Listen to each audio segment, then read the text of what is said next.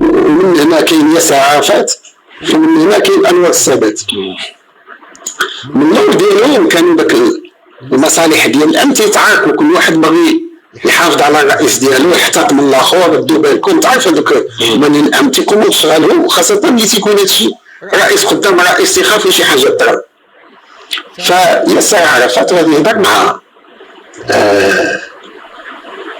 انور السادات ويقول له نخليو الامير يتقدمنا.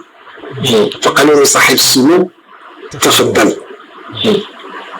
فقدموه وتسد الباب، عاود تلاقى هما، ورجع الامير هو الذي يتقدم الجنازه، وهو اصغرهم سنا كلهم، وديك الساعه عنده 9 سنين ولا 10 سنين.